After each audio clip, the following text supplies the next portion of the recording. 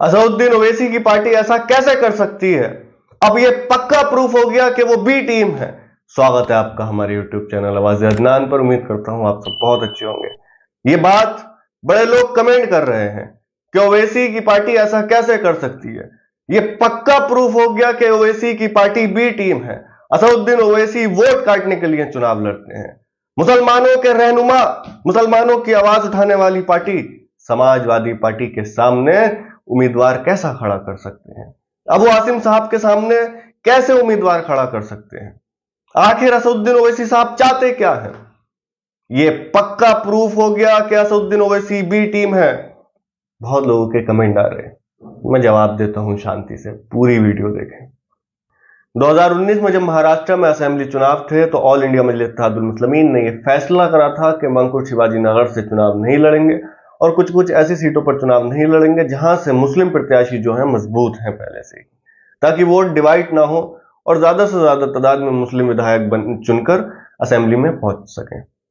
यही बात करें 2024 की, तो आप लोग, कुछ लोगों का यह कहना था कि असदुद्दीन ओवैसी ऐसा कैसे कर सकते हैं, यह साफ जाहिर हो गया कि वो बी टीम है।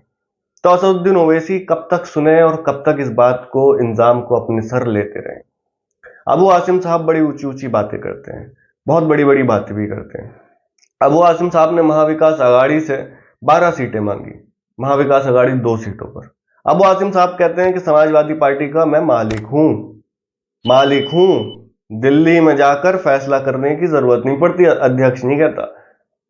अबू आसिम साहब ने ये कहा कि अगर मुझे 12 सीटों पर टिकट नहीं देंगे, यानी कि 12 सीटें नहीं देगी महाविकास आघाड़ी, तो मैं 24 सीटों पर उम्मीदवार खड़े करूंगा। तो वो मालिक जो है समाजवादी पार्टी के, उन्हें ऑर्डर मिलता है जो असली मालिक है उनके तरफ से कि नहीं, 24 सीटों पर नहीं लड़ना, आप थोड़ा नरम लहजा करें। यह अबू आसिम साहब के बोल हैं। उन्होंने ये कहा कि अखिलेश यादव साहब ने कहा कि नहीं, 24 सीटों पर नहीं लड़ना, आप जहां पर मजबूत हैं उधर लड़ें। तो अभी अबू आसिम साहब की पार्टी समाजवादी पार्टी 8 सीटों पर तकरीबन लड़ रही है चुनाव। उन 8 सीटों पर जहां पर ऑल इंडिया मजलिस इत्तेहादुल मुस्लिमीन के उम्मीदवार पहले से मजबूत है। अब आप कहते हैं कि अबू आसिम साहब के सामने क्यों दे दिया ऑल इंडिया मजलिस इत्तेहादुल मुस्लिमीन ने उम्मीदवार? अबू आसिम साहब तरह तरह की ऑल इंडिया मजलिस इत्तेहादुल मुस्लिमीन पर बातें करते हैं, तरह तरह के इंजाम लगाते हैं, बी टीम, ये वो, इसका कोई वर्चस्व नहीं है।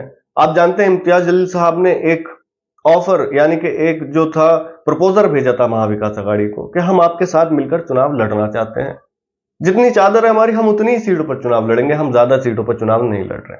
और अभी भी मौजूदा पूरा मैदान महाविकास आघाड़ी के लिए खाली है, क्योंकि ओवैसी की पार्टी सिर्फ 15 सीटों पर चुनाव लड़ रही है। तो अबू आसिम साहब से सवाल पूछा गया था कि एआईएमआईएम का प्रपोजल आया है, आप क्या कहेंगे? उन्होंने कहा था कि मुसलमानों की रहनुमाई करने के लिए समाजवादी पार्टी है, ऑल इंडिया मजलिस इत्तेहादुल मुस्लिमीन की जरूरत नहीं है, वो बी टीम है। अबू आसिम साहब बात कहां आते हैं अपने बयानों से? ऑल इंडिया मजलिस इत्तेहादुल मुस्लिमीन को तो वो कोसते रहते हैं हर वक्त। अब अबू आसिम साहब ने एआईएमआईएम के पूर्व नेता को वहां से टिकट दे दिया जहां से इम्तियाज जलील साहब चुनाव लड़ रहे हैं। आप जानते हैं महाविकास आघाड़ी ने 2024 में एक भी मुस्लिम उम्मीदवार को टिकट नहीं दिया था लोकसभा इलेक्शन में। उसके बाद इम्तियाज जलील साहब सिर्फ एआईएमआईएम से चुनाव लड़ रहे थे, उनको भी हरा दिया गया। यह असदुद्दीन ओवैसी साहब ने अपनी स्पीच में कहा। इम्तियाज जलील साहब भी हार गए। महाराष्ट्र से एक भी मुस्लिम एमपी पार्लियामेंट के अंदर नहीं पहुंचा चुनकर। इम्तियाज जलील साहब एक मजबूत नेता है। इम्तियाज जलील साहब गरीबों मजलूमों की आवाज को उठाते हैं। उनको हराने के लिए अबू आसिम साहब ने मुस्लिम उम्मीदवार उतार दिया अपना। ठीक है, दूल्हे सिटी की बात करें, एक दूल्हे सिटी है जहां से एआईएमआईएम के सिटिंग एमएलए हैं, मतलब 2019 में जीते थे, शाह फारूक अनवर साहब। कांग्रेस ने अपने उम्मीदवार उतार दिया, हालांकि समाजवादी पार्टी गठबंधन से लड़ रही है। कांग्रेस का जो उम्मीदवार है वो नॉन मुस्लिम है। समाजवादी पार्टी ने जो अपना उम्मीदवार उतारा है वो मुसलमान को उतार दिया। अब मुकाबला शिवसेना, शिंदे गुट वाली, एआईएमआईएम, कांग्रेस पार्टी और समाजवादी पार्टी।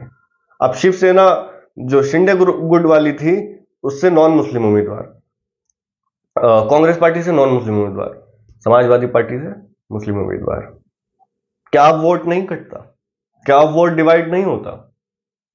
समझने की कोशिश करें। क्या ऑल इंडिया मजलिस इत्तेहादुल मुस्लिमीन जब चुनाव लड़ती है तभी सारा वोट डिवाइड होता है, सभी तभी वो वोट काटती है?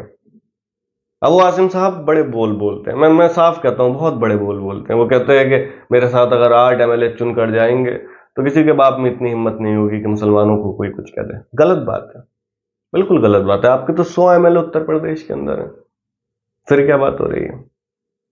अगर आप समाजवादी पार्टी के मालिक होते, अगर आप ही फैसला करते, तो आप अपनी जिद से हटते नहीं, आप 12 की 12 सीटों पर चुनाव लड़ते। और अगर आपने जो वो अनाउंसमेंट करी थी कि अगर 12 सीटें नहीं मिलेंगी तो 24 पे, तो फिर आप 24 पे लड़ते। आप ये 7-8 सीटों की मांग नहीं करते। अब आप लोग मुझे कमेंट करके बताएं कि आप अपनी रहनुमाई के लिए किसको चुनते हैं, ऑल इंडिया मजलिस इत्तेहादुल मुस्लिमीन को या फिर समाजवादी पार्टी को? आप चाहते हैं कि ऑल इंडिया मजलिस इत्तेहादुल मुस्लिमीन महाराष्ट्र के अंदर मजबूत हो, एक सरकार में हिस्सेदारी ले, एक किंग मेकर की भूमिका निभाए? अगर चाहते हैं तो मुझे कमेंट करके जरूर बताएं। अगर आप ऑल इंडिया मजलिस इत्तेहादुल मुस्लिमीन के चाहने वाले हैं तो हमारे चैनल को जरूर सब्सक्राइब करें, वीडियो को जरूर लाइक करें।